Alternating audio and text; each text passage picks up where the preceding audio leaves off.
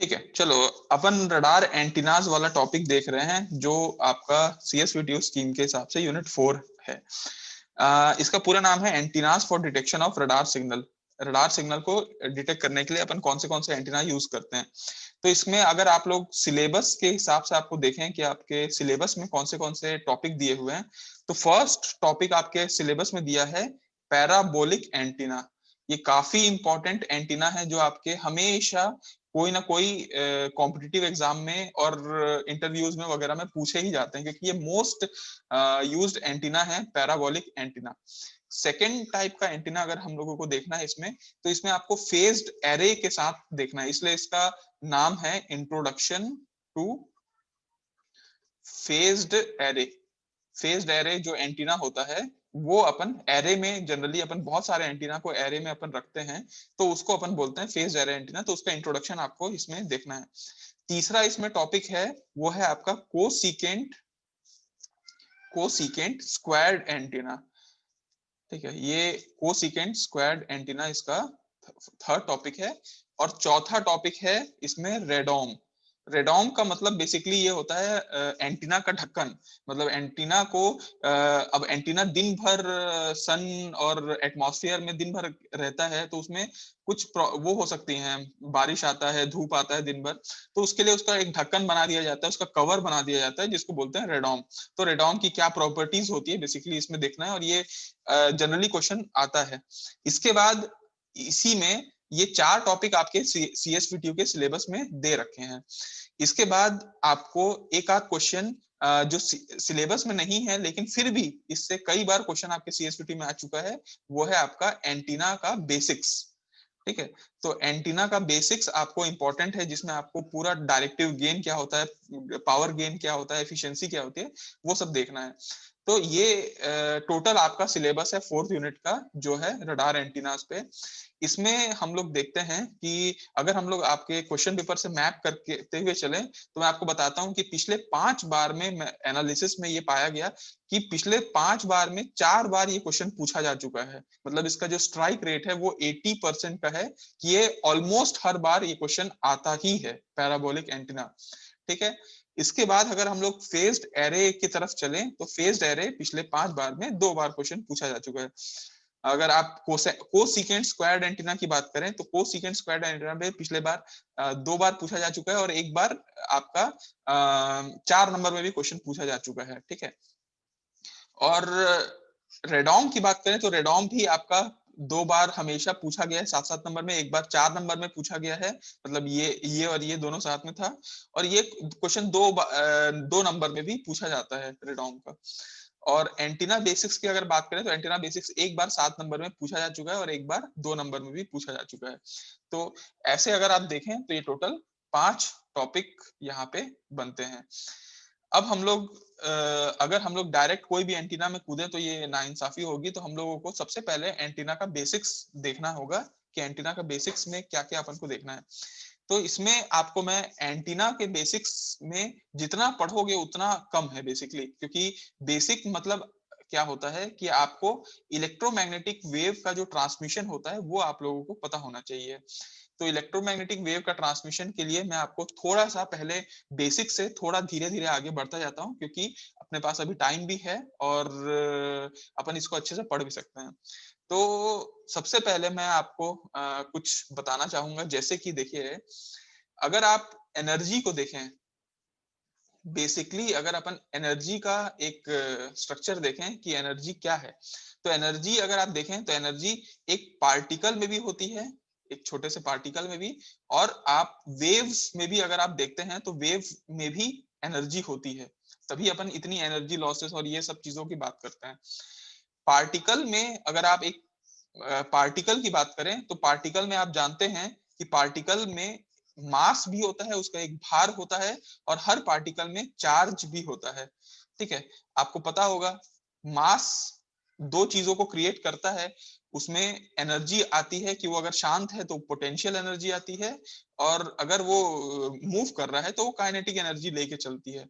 लेकिन चार्ज, आप जानते हैं कि चार्ज में 2 प्रकार की एनर्जी होता है। अगर चार्ज फिक्स्ड है, अगर चार्ज आपका स्टेशनरी है, तो वो एक फील्ड को जनरेट करता है जिस फील्ड को बोलते हैं इलेक्ट्रिक फील्ड, ठीक है। और अगर चार्ज आपका मूविंग है, चार्ज अगर मूव कर रहा है, तो वो क्रिएट करता है मैग्नेटिक फील्ड को, जिसको हम लोग एच फील्ड भी कहते हैं।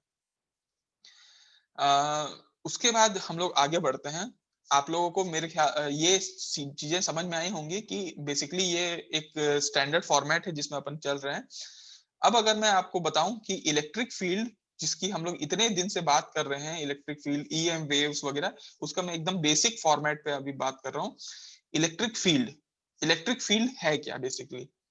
अगर आप इलेक्ट्रिक फील्ड की बात करें तो मैं ये बोलूं कि एक छोटा सा चार्ज रखा हुआ है प्लस क्यू, इसके आसपास जो फील्ड जनरेट हो रहा है, ठीक है, उसको अपन बोलते हैं इलेक्ट्रिक फील्ड। मतलब कि ऐसा इलेक्ट्रिक फील्ड मतलब ऐसा एनर्जी है जो एक चार्ज, या फिर आप इसको बोल सकते हैं एक स्टेशनरी चार्ज जो रखा हुआ है चुपचाप, उसके आसपास एक ऐसा फील्ड या ऐसा एनर्जी जो स्टेशनरी चार्ज के आसपास मौजूद है और दूसरे चार्ज को इन्फ्लुएंस कर रहा है। मतलब अगर यहाँ पे नेगेटिव क्यू आ जाता है तो ये अट्रैक्ट होना शुरू करता है, अगर यहाँ पॉजिटिव क्यू आ जाता है तो ये रिपेल होना शुरू करता है। मतलब कुछ ना कुछ इन्फ्लुएंस भी कर रहा है दूसरे चार्जेस को।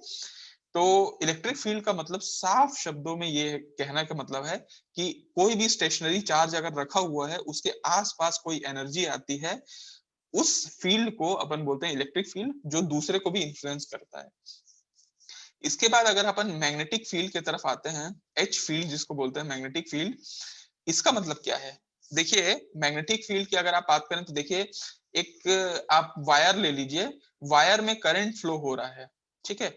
करंट फ्लो मतलब करंट आप पता है आई क्या होता है, D Q by D T. Current flow होने का मतलब है rate of change of charge per unit time.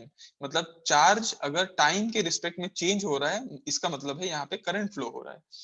और आपको ये पता होगा कि करंट जब भी फ्लो होता है तो उसके आसपास एक फील्ड क्रिएट हो जाता है। उस फील्ड को अपन क्या बोलते हैं, मैग्नेटिक फील्ड या एच फील्ड कहते हैं।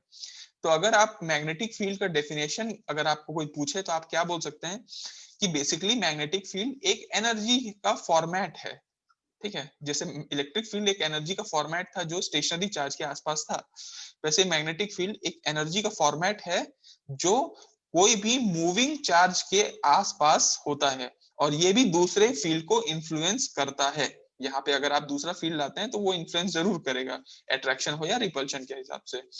तो बेसिकली हम दोनों फील्ड का देखें कि दोनों फील्ड एक एनर्जी फॉर्मेट है जो कभी स्टेशनरी के आसपास या मूविंग के आसपास होते हैं।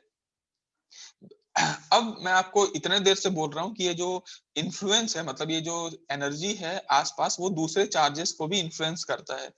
तो ये बेसिकली आपको मैंने जैसे बताया कि ये अट्रैक्टिव भी हो सकता है, रिपल्सिव भी हो सकता है, ठीक है। तो अट्रैक्टिव और रिपल्सिव होने से फायदा क्या है? देखिए, अगर आप कोई भी चार्ज रखा हुआ है, उसके आसपास चार्ज एक एनर्जी फॉर्मेट क्रिएट हो रहा है। अब मान लीजिए आप यहाँ पे कोई एक चार्ज रख देते हैं, या तो वो अट्रैक्ट होगा या तो रिपल होगा। लेकिन कैसे अट्रैक्ट या रिपेल होगा? वो बिल्कुल एक स्ट्रेट लाइन पाथ को फॉलो करेगा, मतलब एकदम स्ट्रेट लाइन से अट्रैक्ट होगा या स्ट्रेट लाइन से रिपेल होगा। ऐसा नहीं कि यहाँ पे हॉबलिंग करना शुरू कर देगा। तो इसका मतलब ये है कि इससे मेरे को ये समझ में आया कि यहाँ पे मान लो एक चार्ज रखा हुआ है, ठीक है। मान लो यहाँ पे एक चार्ज रखा हुआ है प्लस क्यू, इसके आसपास मैं एक तो यहाँ पे छोटू सा चार्ज लेके आता हूँ। ये या तो अपने आप अट्रैक्ट हो जाएगा या तो अपने आप रिपेल करेगा स्ट्रेट लाइन पाथ फॉलो करते हुए। इसका मतलब है कि ये वाले चार्ज के पास भी एक एनर्जी आ गई, तभी तो इसके पास अगर ताकत नहीं होता तो ये बिल्कुल इधर जाता कैसे या उधर कैसे जाता। मतलब आप अगर एक चार्ज यहाँ पे रखोगे और दूसरे चार्ज को आप लेके आओगे, तो इसके एनर्जी की वजह से इसमें भी कुछ एनर्जी, ये पार्टिकल भी एक्वायर कर लेगा एनर्जी को। और इस लॉ को बोलते हैं कूलम्ब्स लॉ। जो आप लोग बचपन में कभी कूलम्ब्स लॉ पढ़े होंगे, वो कूलम्ब्स लॉ है। इसका मतलब है, इसका अगर फॉर्मूला आपको याद होगा तो F होता है Q इंटू E या फिर M इंटू A। ये अगर आप लोग को ध्यान होगा, force equal to mass into acceleration या चार्ज इंटू इलेक्ट्रिक फील्ड। ये मतलब क्या है? देखो, बेसिकली एक चार्ज को अगर अपन यहाँ पे लाते हैं तो उसमें एक एनर्जी एक्वायर होता है, या फिर इलेक्ट्रिक फील्ड, चार्ज की इलेक्ट्रिक फील्ड में अपन लाते हैं तो उसमें एक फोर्स एक्वायर होता है, वो फोर्स आ जाता है यहाँ पे जो उसको अट्रैक्ट या रिपेल करने में मदद करता है, और वो बिल्कुल एक लीनियर पाथ फॉलो करता है। ठीक है, दूसरा चीज मैं आपको ये बताना चाहता हूँ कि अगर मैग्नेटिक फील्ड की बात करें तो मैग्नेटिक फील्ड में भी आपका यहाँ पे अगर अपन एक देख रहे हैं, मान लो यहाँ पे मैग्नेटिक फील्ड है, उसमें अगर अपन किसी चीज को लाते हैं, कोई चार्ज को लाते हैं, कुछ भी चीज को लाते हैं, तो बेसिकली वो एक सर्कुलर पाथ को फॉलो करना शुरू कर देता है। मतलब इसका जो इन्फ्लुएंस है दूसरे चार्ज में, वो लीनियर पाथ नहीं होता। जैसे वो इलेक्ट्रिक फील्ड लीनियरली उसको आस पास लाता है, वैसे ही मैग्नेटिक फील्ड में वो एक सर्कुलर पाथ फॉलो करने लग जाता है।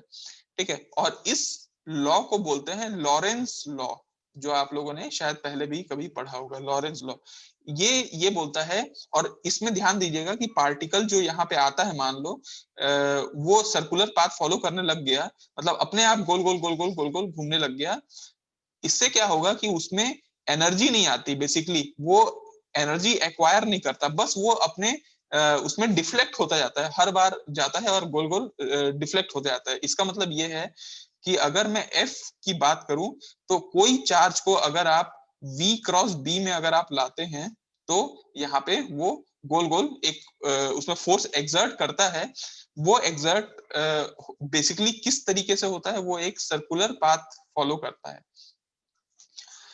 लेकिन इसमें वर्क डन जीरो होगा, क्योंकि उसमें कोई वर्क डन नहीं हो रहा है। जैसे उसमें पार्टिकल या तो अट्रैक्ट हो रहा है या रिपेल हो रहा है, तो उसमें कुछ वर्क डन होता है, लेकिन इसमें रिपेल नहीं, वर्क डन बराबर जीरो है, क्योंकि यहाँ पे आपका basically force is perpendicular to displacement होता है, और यहाँ पे वो अपने आप गोल गोल मतलब अपने उसमें मूव करने लगता है सर्कुलर पाथ में।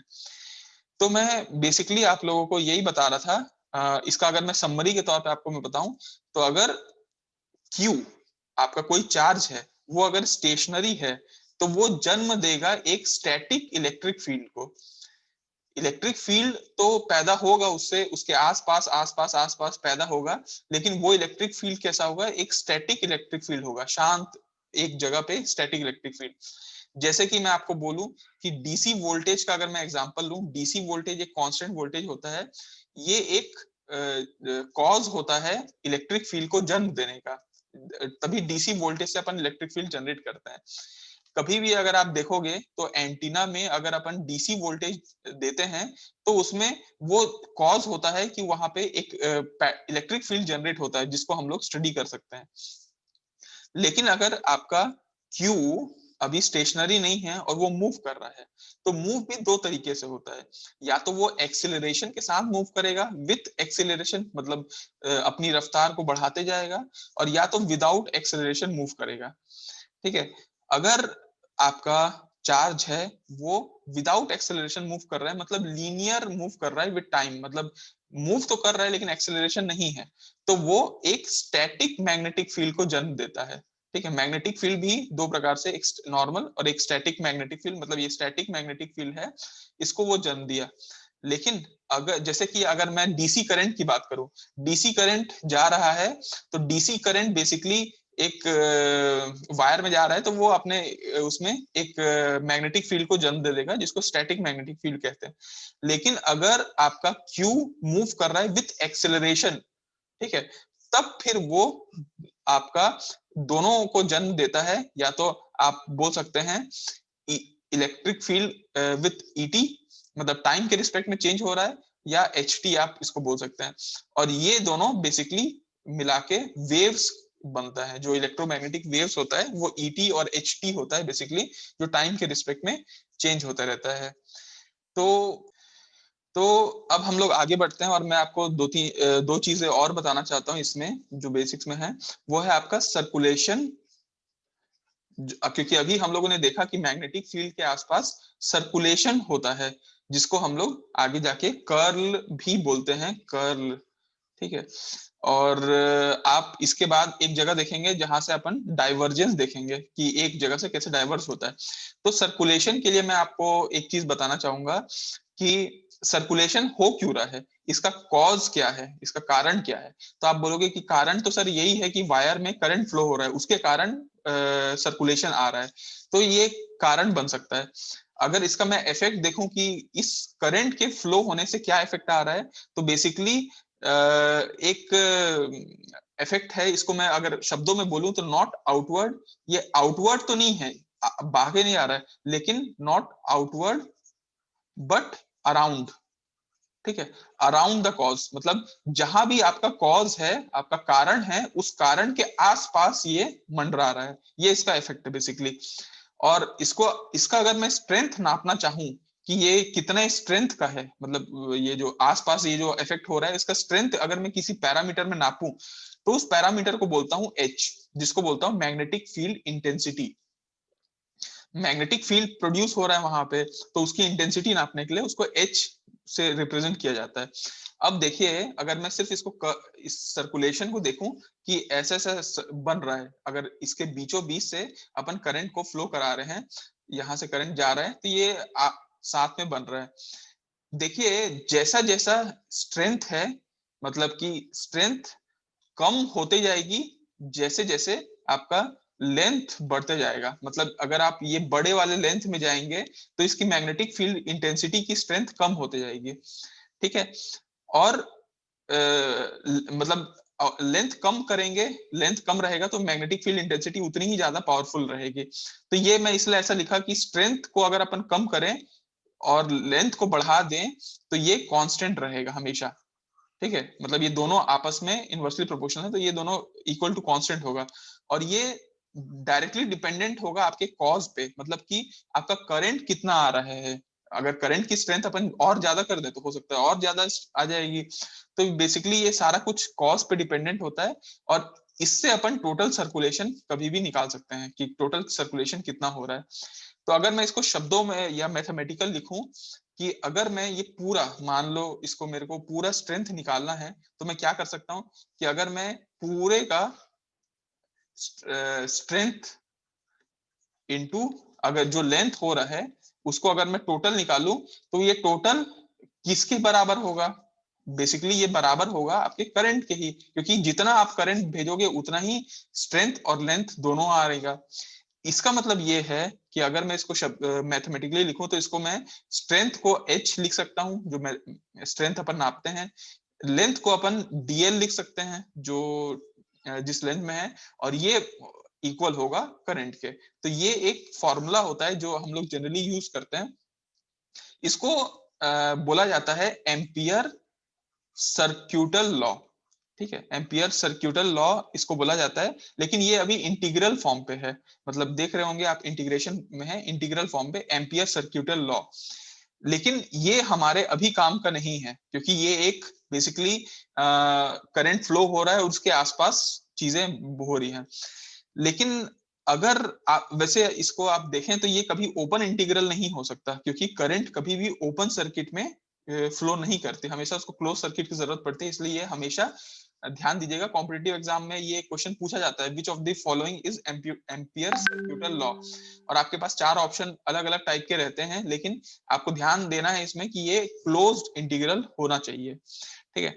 अब अगर मैं इसको पॉइंट फॉर्म पे देखूं कि इंटीग्रल फॉर्म पे है, इसको अगर मैं पॉइंट फॉर्म पे अगर इसको देखूं, तो ये ऐसा लिखा रहता है del cross H is equal to J, ठीक है। ये एम्पियर सर्क्यूटल लॉ का पॉइंट फॉर्म पे इसको अपन रिप्रेजेंट करते हैं, ठीक है।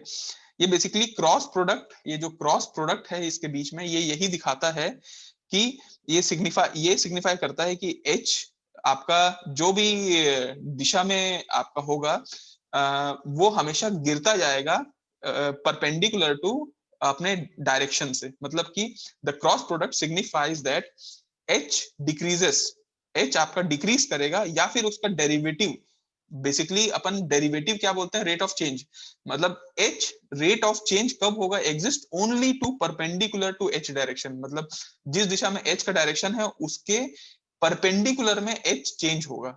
मतलब कभी इस दिशा में ये परपेंडिकुलर है, मान लो एच का दिशा ये हुआ, तो ये चेंज कब होगा, उसके परपेंडिकुलर, क्योंकि उसको सर्कुलर फ्लो करना है, तो हमेशा सर्कुलर में हमेशा ऐसे ऐसे आता जाएगा, इस दिशा में, फिर इस दिशा में, फिर इस दिशा में, हमेशा ये उसके परपेंडिकुलर दिशा में उसका रेट ऑफ चेंज होगा या उसका डेरिवेटिव एग्जिस्ट करेगा। तो यही उसका कहने का मतलब है कि एच का जो क्रॉस प्रोडक्ट का मतलब होता है 90 डिग्री अपन उसको देखते हैं परपेंडिकुलर में, तो h का डेरिवेटिव कहाँ एग्जिस्ट करेगा, तभी जब वो उसके परपेंडिकुलर पे होगा।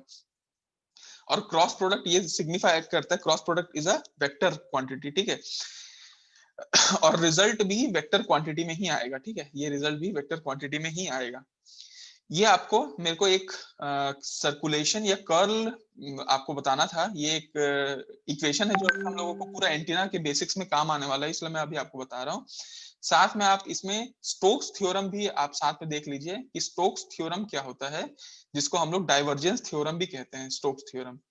इसका मतलब ये है कि कभी भी अपन जब एक स्ट्रेंथ को लेते हैं, मान लीजिए कि ये स्टोक्स, अगर आपको पहले डाइवर्जेंस थ्योरम बताता हूँ। डाइवर्जेंस थ्योरम क्या कहता है कि अगर आप स्ट्रेंथ लेते हैं, स्ट्रेंथ, और उसको अगर आप एरिया के साथ लेते हैं, मान लीजिए देखिए ये एक पॉइंट चार्ज है, इसका ये जो चार्जेस निकाल रहे हैं यहाँ से रिलीज हो रहा है, तो ये कितने दूर तक जाएगा, आप एक गैस की तरह मान के चलिए, एक गैस लीक हो रहा है मान लो, तो वो कितने दूर तक जाएगा, ये जहां वो थोड़ा सा दूर तक फैला तो उसकी स्ट्रेंथ कम हो जाएगी, और जितना आप पास जाओगे उतना उसकी स्ट्रेंथ ज्यादा रहेगी। तो अगर आप ये स्ट्रेंथ को एरिया के साथ मल्टीप्लाई कर दो और उसको क्लोज इंटीग्रल कर दो, तो आपको जानकारी मिल जाएगी कि ये जो है वो किसके कारण हो रहा है। बेसिकली ये दोनों का कॉज कौन है, क्यू है, मतलब जितना आपका मेन चार्ज है, मान लो यहाँ पे अगर गैस में मान लो 1 लीटर गैस भरा हुआ है और उसको आप लीक करोगे, तो उसका जो अगर आप सारे जो जो लीक हुआ है उसको अगर आप सबको इंटीग्रेट करोगे, तो आपको 1 लीटर गैस ही मिलेगा जो यहाँ पे था। बेसिकली चार्ज में जितना होगा उतना ही यहाँ पे स्ट्रेंथ और एरिया हो सकता है। तो d dot D S is equal to Q, ये भी आपका क्लोज इंटीग्रल में आप इसको देखेंगे, इसको बोलते हैं डाइवर्जेंस थ्योरम। लेकिन ये डाइवर्जेंस थ्योरम अभी नहीं कहलाएगा, बेसिकली इसको अपन गॉस थ्योरम कहते हैं। गॉस थ्योरम से डाइवर्जेंस थ्योरम में मैं आपको बताता हूँ कि कैसे आता है। d डॉट डी एस अगर अपन करें, Q अगर आपको पहले अगर कभी आप पढ़े होंगे तो आपको ये पता होगा कि Q rho V D V होता है बेसिकली, और रो वी जो होता है वॉल्यूम चार्ज डेंसिटी जो बोलते हैं, उसको डेल डॉट डी कहते हैं अपन। हालांकि अभी आप लोगों को इतना सब ध्यान देने की जरूरत नहीं, मैं आपको सिर्फ एक एक्सप्रेशन पे लाना चाह रहा हूँ, लेकिन उसके लिए मैं थोड़ा छोटा सा डेरिवेशन कर रहा हूँ। वो ये है, तो अगर आप इसको अपन क्यू को अपन इसको लेके चले यहाँ पे वैल्यूज को यहाँ पुटअप कर दें, तो ये हो जाएगा del dot D is into DV. और तब आप यहाँ पे ये देख सकते हैं कि ये जो फॉर्मूला है ये डाइवर्जेंस थ्योरम कहलाता है, ठीक है। तो डाइवर्जेंस थ्योरम में भी आपको कई बार ऐसे चीजें न्यूमेरिकल में पूछे जाते हैं 4 ऑप्शन के साथ, तो आप इसको ध्यान रखिएगा। अब इसको में हम लोग ध्यान दें तो स्टोक्स थ्योरम की मैं बात कर रहा था। जैसे कि स्टोक्स थ्योरम ये कहता है, पहले हम लोग जो अभी एम्पियर सर्किटल लॉ था वो ये कहता था कि H dot D L is equal to I होता है, और I आपको जैसे ये वाला एक फॉर्मूला होता है वैसे ये है कि I भी J डॉट डी एस होता है बेसिकली, ठीक है। ये और J आपको पता है कि J क्या होता है, डेल क्रॉस H, जो अभी हम लोगों ने देखा।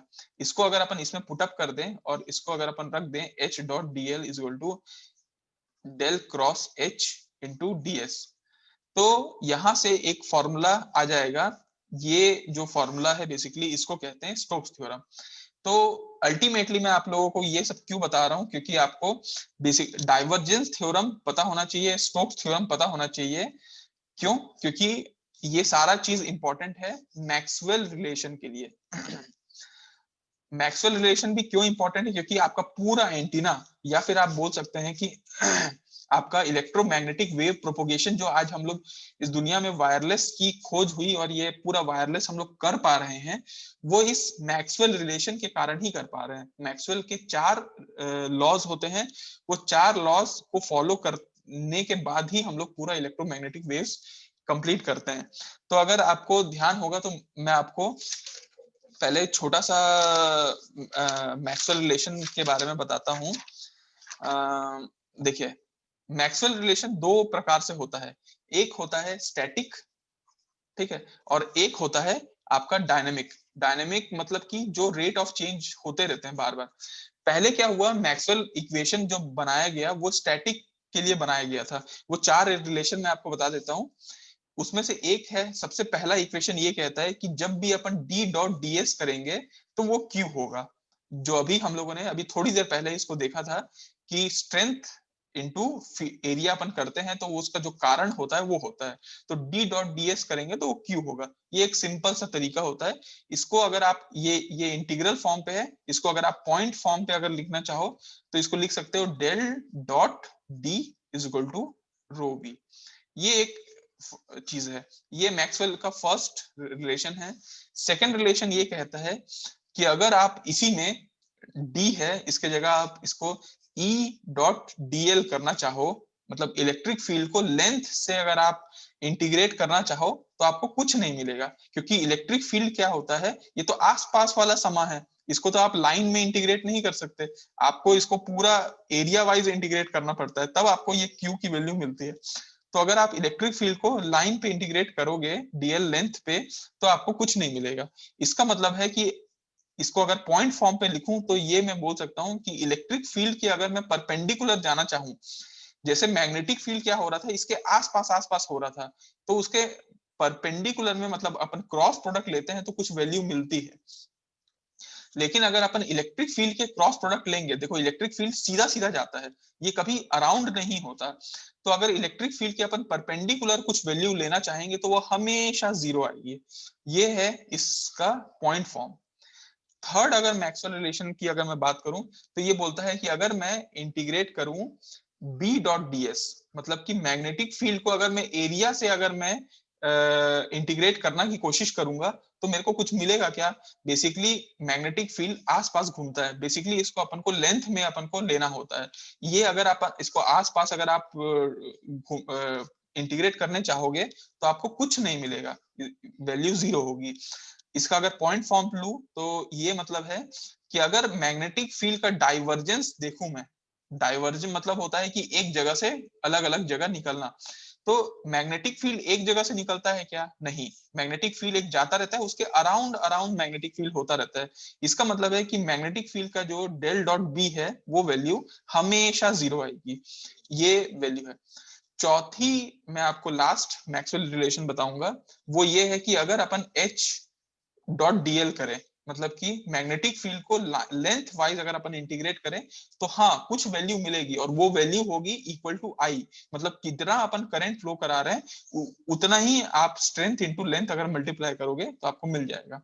इसका अगर मैं पॉइंट फॉर्म की बात करूं तो पॉइंट फॉर्म ये कहता है कि अगर मैग्नेटिक फील्ड को का परपेंडिकुलर अपन ले, मतलब उसका डायरेक्टिव अगर अपन लेना चाहें तो आपको जरूर उसका करंट डेंसिटी जरूर मिलेगा, तो वो है आपका डेल क्रॉस जे। तो ये चार आपको रिलेशन है मैक्सवेल के